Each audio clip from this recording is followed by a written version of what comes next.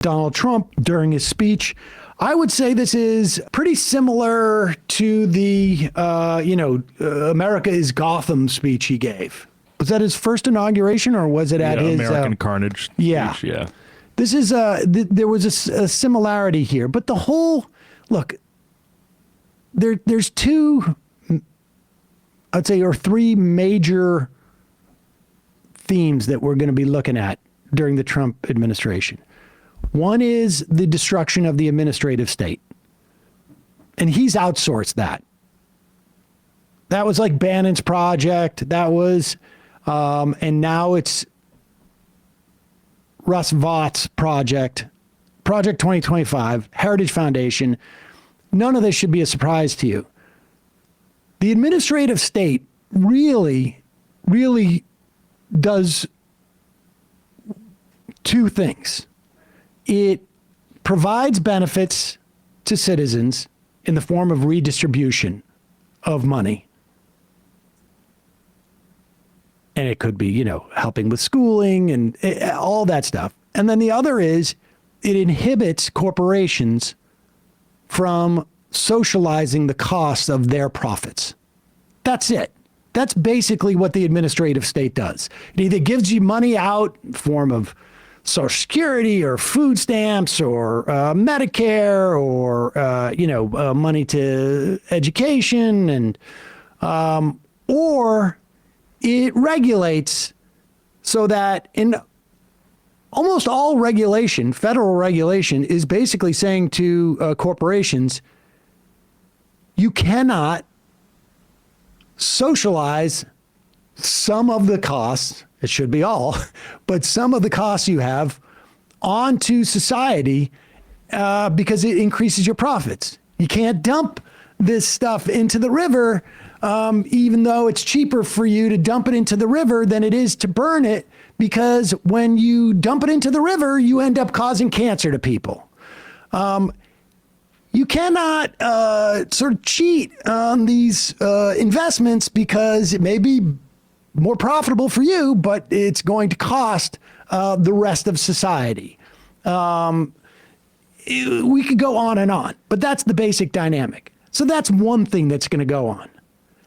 The other thing that's going to go on is Trump is going to lie about what he's going to do. He's going to set up that there's some type of problem that exists that probably doesn't exist. There may be some instances of it, and they may be building on some legitimate grievance, but he's going to inflate this problem.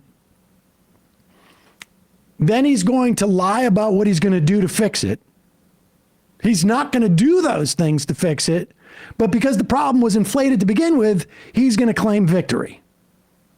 And then the third thing he's going to do, which is in part with the first thing, but it's enrich him and his corporate buddies. And that's going to just take the form of like, we're doing tariffs. Or I may ban TikTok unless, of course, we get a taste. Maybe what we need to do is get together a group of people. Don Jr., why don't you put together a team to buy half of TikTok? The U.S. will come in and we'll pay for half of it too. You'll get all the valuation. We'll take all the cost. Or, hey, I know. Why don't we create a Bitcoin reserve? Why would we do that? That's completely against the ethos of Bitcoin because you guys want to have non-government attached currency, right? Or what we could do is create an artificial scarcity of Bitcoin or heighten its scarcity by buying up a bunch of it, holding on to it, releasing it, and adding to it as needed. I mean, it's basically like we have a sale on dog collars right now on the Majority Report. We're gonna blow these things out. They're great. They're great for your dog. You can find them at shop.majorityreportradio.com. You can use them around your yoga mats. People have told me, yeah. but maybe what we'll do is we'll keep a reserve of our own, but we'll have the government buy it. There should be a reserve of Left Reckoning Patreon subscriptions. We'll have the government buy half of the dog collars, which is going to make these much more rare, folks, and the government is holding them. For a rainy day or something. For a rainy day. I mean, this is such a scam. It's unbelievable. But those are the three things that are going to happen during this. Personal enrichment, enrichments for his buddies, broadly speaking, rollback of the regulatory state and the welfare state, and then just BS. Here is Trump speaking after the swearing in. I return to the presidency confident and optimistic that we are at the start of a thrilling new era of national success. A tide of change is sweeping the country. Sunlight is pouring over the entire world, and America has the chance to seize this opportunity like never before. But first, we must be honest about the challenges we face.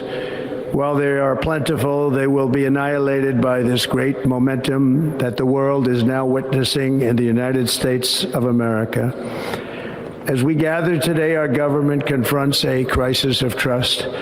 For many years, a radical and corrupt establishment has extracted power and wealth from our citizens while the pillars of our society lay broken and seemingly in complete disrepair. We now have a government that cannot manage even a simple crisis at home, while at the same time stumbling into a continuing catalog of catastrophic events abroad. Now, let's just go through this like a crisis at home. What crisis are we facing at home? Like, he was arguing that it's some type of immigration thing. But we don't have an immigration crisis in this country whatsoever. I mean, to the extent that there's a crisis, it's more of a crisis for the immigrants than it is for the country. I mean, for better or for worse, we're at record low border crossings.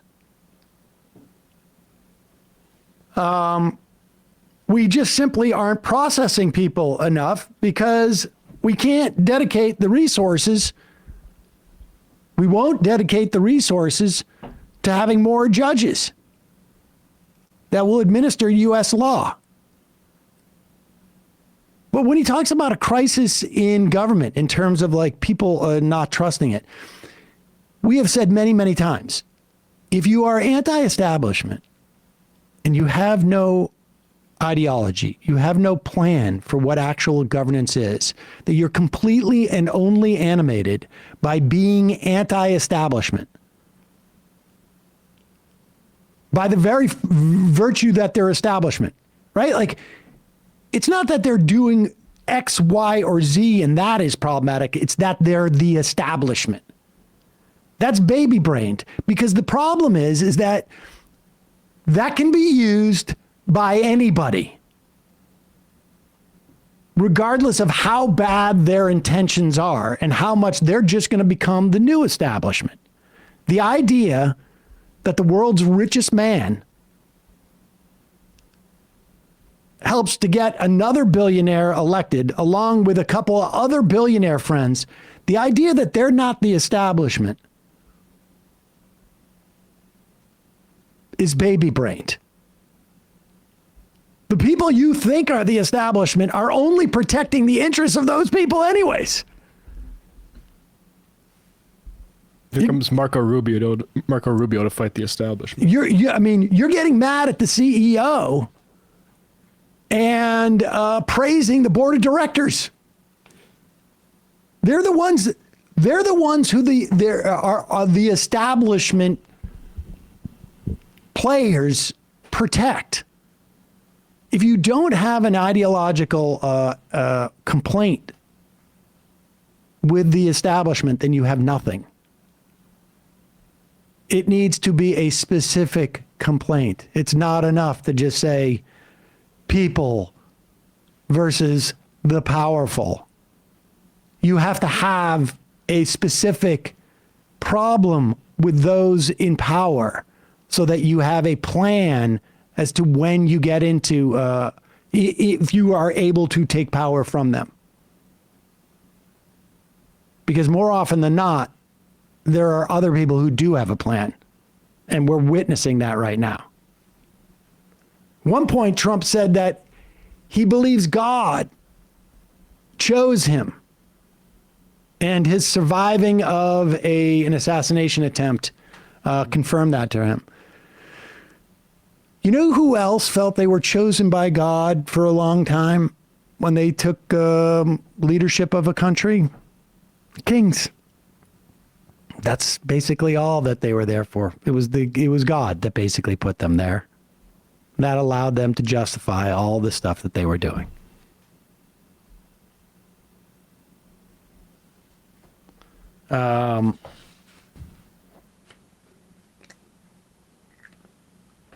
Shortly after his speech, Trump went on to announce that he was signing an executive order. He signed a bunch of executive orders. Got a whole list. We'll go through that in a second. Well, let's do this. We'll do them. Let me first say, remember, Donald Trump over the campaign trail said 100% tariffs on Mexico and Canada. Then it was on day one, signing 25% tariff on Mexico and Canada. And now he's set up a couple of committees to look into it. And maybe he'll do it by February 1st. Blanket tariffs are idiotic. Yeah. Even his boy McKinley, who was the tariff king, I guess. McKinley didn't impose tariffs to raise money. That is not what tariffs are there for. Tariffs are specifically when you have an industry that you want to build in your country. There can be multiple reasons for it. Say chips. Say chips. Say electric vehicles. Say whatever, new technologies. Maybe you just, I don't know, I can imagine a country where it's like, oh, we only have people who are working, who've worked in steel factories. So we need to get those people working again. We need to bring back all the steel business. Whatever, I'm just using that as an example. Whatever reason, it is industrial planning for a country. It's not to raise money. It is to make the cost of goods from a foreign country prohibitive for the consumer, to spur investment domestically in creating that same product. If you do it across all industries, just blanket, if you do it on like a specific country, everything coming in from a specific country, there's no logic to it. But first off, you have a problem from an agricultural standpoint. Lumber from Canada, avocados from Mexico. But you also basically are willy-nilly doing this industrial, it's not industrial planning at all. It's the complete opposite. And it's not going to grow all sorts of different industries.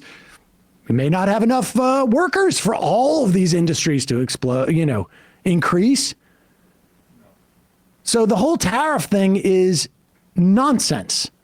His whole saying, you remember, every time he said, what are you going to do about schools? What are you going to be doing? We're going to raise so much money through tariffs. It's not going to be, it's absurd. He didn't seem to know what tariffs were. And maybe now his advisor going like, hey, dude, have you thought about this tariff thing? So the tariff thing seems to be sort of on ice. And he'll just impose tariffs in areas where he wants a payoff. So the tariff thing has gone away. But what he has done is he's hired he's frozen federal hiring. He is restoring Schedule F in an attempt to drive out, part one of the Heritage Foundation plan to get rid of the civil service and civil servants. He's trying to halt federal rules from going into effect before Trump appointees can review them. He's reviewing the investigative actions of the Biden administration. He's granting top secret security clearance to the White House staff without going through vetting procedures. They're ending all remote work policies. This is, again, part of making working for the federal government that much harder. People have moved away. People have moved further out from town. They have saved money from going outside of Washington. They don't want that. They want those people gone. So they're going to try and make things much more difficult for them. That's what Elon Musk did to get to start to lay off his Twitter people. He's terminate DEI programs across the federal government. The federal government, according to this action, and it's unclear how it's going to permeate through everything, but I imagine it's going to be pretty bad, recognizing only two sexes and ignoring essentially trans people's gender identity. Removing protections for transgender people in federal prisons. For energy, withdraw the United States from the Paris Accords. Declare a national energy emergency to unlock powers to suspend environmental rules, but only for fossil fuels. Not for, we're suspending rules on building windmills or power dams or anything renewable. Begin the repeal of regulations on tailpipe pollution from cars and light trucks to discourage manufacture of more electric vehicles. Roll back energy efficient regulations for dishwashers, shower heads, and gas stoves. Open the Alaska wilderness to more oil and gas drilling. Restart the process of permitting new export terminals for liquefied natural gas. These LNG terminals was the biggest thing that the Biden administration did that you didn't know about. This is the thing back in February I interviewed Bill McKibben about, and he was going down to D.C. to get arrested to prevent the permitting of these LNG export terminals. Because that means we're going to be exporting all this stuff, and it's going to, investors are going to say, we're going to invest in this, and they're going to pull it out of the ground for the next 50 years because they know they are going to be able to sell it. That's what it is. He is going to halt the leasing of federal waters for offshore wind farms. Eliminate environmental justice programs. What could possibly be environmental justice? Which are aimed at protecting poor communities from excess pollution. Yeah. Because of the system that we have in this country, moneyed people have more political power. Poor people end up basically, when there's a huge transformer thing to build or some type of wells to be dug or some type of incineration thing or whatever it is that rich people don't want to live around, it ends up going into poor neighborhoods. And very often black or brown neighborhoods because they also have very little political power. That correlates highly with poverty. The TikTok ban, apparently, that everybody said was so important for national security reasons. Apparently, he's decided that he, as president, can prevent a law from going into effect by 75 days. I don't quite understand that. The TikTok stuff. Are people aware of what happened with the TikTok stuff? We'll talk about that in a minute because my kids, basically walked me through the whole thing. I was there. What was happening? Withdrawn from the World Health Organization. Rename Mount Denali, Mount McKinley. This is in Alaska. McKinley had absolutely no attachment whatsoever to Alaska. He loved that mountain. It was named after him because somebody was a McKinley fan. And it was his way of getting back at like the Jennings fans. The woke anti-McKinley. Yep. Honestly, that's more or less what it was. Right. And this is very sweet. He's going to rename the Gulf of Mexico. Of course he is. Ensure that states carrying out the death penalty have a sufficient supply of lethal injection of drugs. Oh. That's helpful. Wonderful. And he was so pissed that people were flying their flags at half staff because Jimmy Carter was dead that you got to fly the American flag at full staff on Monday and future inauguration days. That's a bummer.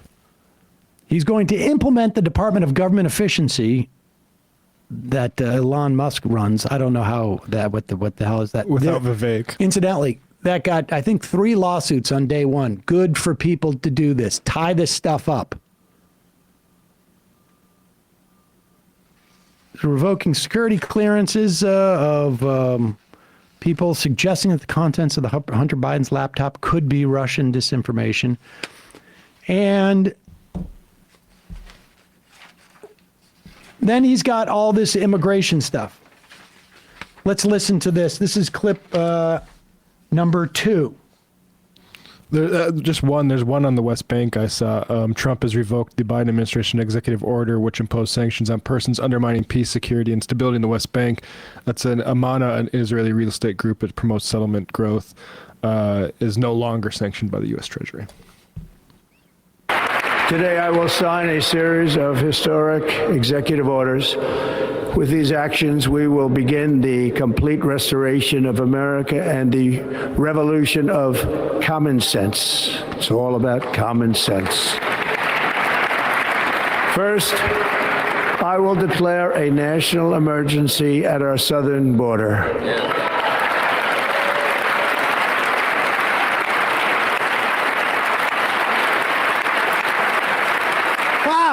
Holy cow, look at that. Everybody in that audience, in that great hall, agrees with him that there is a national emergency at the border.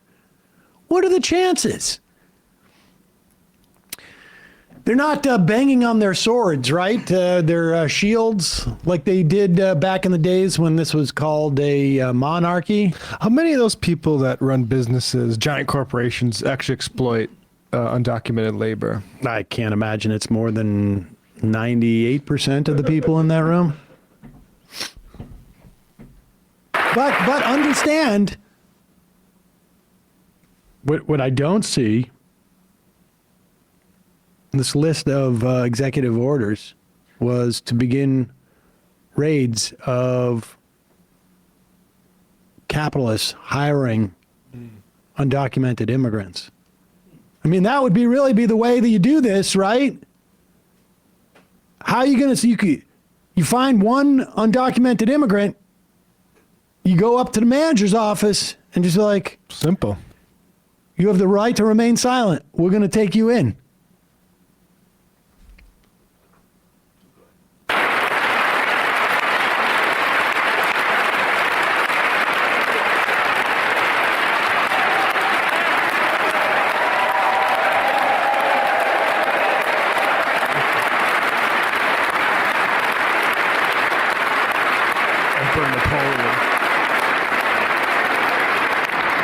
All illegal entry will immediately be halted, and we will begin the process of returning millions and millions of criminal aliens back to the places from which they came. We will pause it for a second. So let's talk about what constitutes criminals when we talk about immigrants.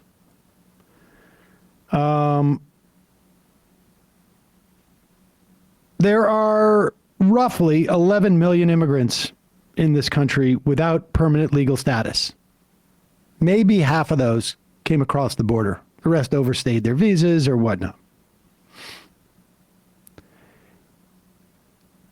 If we're talking about convicted criminals, we're talking about less than 500,000 people. For facing people who are just facing criminal charges, maybe another 200,000. And these aren't violent criminals necessarily. Some are. When he says millions and millions and millions, what he's saying is everybody who is an undocumented immigrant is now considered a criminal. Now, if you're baby brained, you're saying, well, they're called illegal. But that's just a word. That's not what the fact of the matter is. They have not broken criminal law. If you enter into this country without documents, the first time, you have not broken a criminal law. It is a civil violation. Like, if you get a speeding ticket, you are not a criminal driver. You have not committed a crime. You've committed a violation. That is a violation. It is not a crime. It is a civil. This is just the way our legal system works. You're not a criminal driver if you get a speeding ticket or you take a left-hand turn when you weren't supposed to. And he is going to criminalize all undocumented immigrants. And therefore, once he does that, he can, according to him, deport all of them. Good. Back to the places from which they came. We will reinstate my Remain in Mexico policy.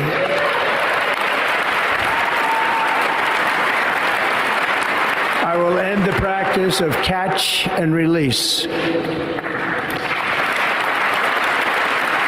And I will send troops to the southern border to repel the disastrous invasion of our country. Now, this invasion talk and this state of emergency are really important because we talked about this guy on the Fifth Circuit, a judge who has backed off his past, arguing that, of course, we have birthright citizenship in this country. It is written explicitly in the Constitution in the 14th Amendment, but it was actually practiced even before there was even a Constitution. You're born in this country, you're a citizen of this country. But this guy in the Fifth Circuit said, well, I mean, if we're under an invasion and it's extraordinary circumstances, obviously, you can't allow an invading force to have, seek, sleeper cells of people that they're birthing here. So you can suspend birthright citizenship. Being invaded by a force from a country who we destabilized, like Venezuela. Yeah. It has also suspended the refugee admission program. And what is that? Well,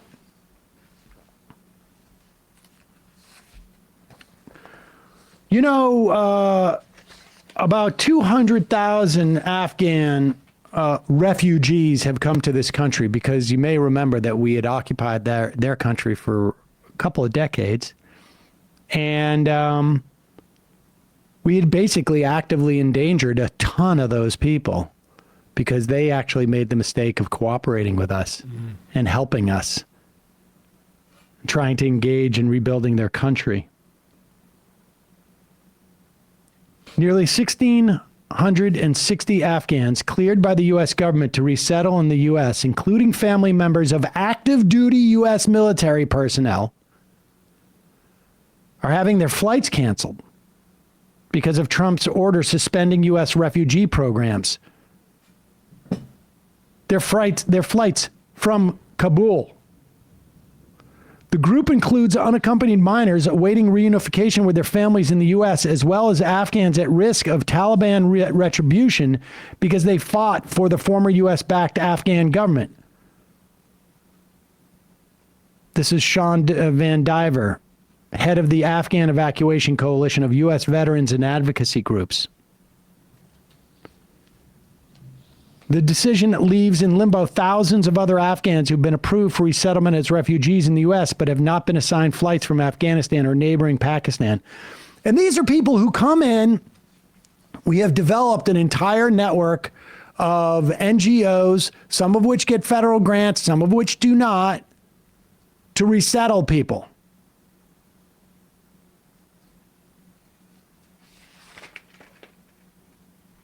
At least 200 of these people are family members of Afghan American active duty U.S. service personnel born in the U.S. or Afghans who came to the U.S., joined the military, and became naturalized citizens. Just absolutely despicable. Trump also shut down the migrant entry app. The Biden administration created an app so that people could schedule appointments while in Mexico. It allowed almost 1,500 migrants a day to schedule a time to present themselves at a port of entry and seek asylum. It was basically a way to rationalize this process without actually having to add more people at the border crossings to process people. Obviously, adding people to at the border to process people would be a far more humane thing to do. But more than 900,000 migrants entered the country using the app from its launch at the beginning of 2023 to 2024. 30,000 migrants had appointments to enter the United States through the app as of Monday morning. The app, and it all just disappeared.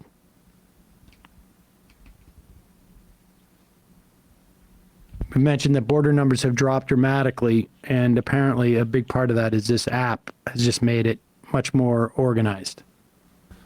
It also basically amateurized people out, right, and made them stay in Mexico during this. But the fact that it's essentially a remain in Mexico policy, but with an app, as opposed to like we can see 15 people a day at the U.S. consulate. And Vance calling it a app for illegal immigration is just another type of Nazi lie. Total. Those are the highlights from yesterday, folks. There's a lot more of that, where that came from. We have a limited hangout from Elon. He is admitting, to kind of get the people off the track about the Sig Heil, that he fakes his video game stuff. So, I thought the Sieg Heil thing was a way of getting people off the trail of him. yeah. But, I'm not bad at video games. I'm a Nazi. Wait, I changed my mind. I'm bad at video games. Oh, wait, it's worse to be a Nazi. Mike from Texas. Oh, folks, I wasn't joking about those dog collars. Get the dog collars. We're not going to have them for much longer. Shop.majorityreportradio.com. The dog collars are on sale, $10. Hey, folks, don't forget to hit the subscribe button and check out our daily show. We do it every day at 12 p.m. Eastern for about 2.5 hours. We even take phone calls. You should check that out.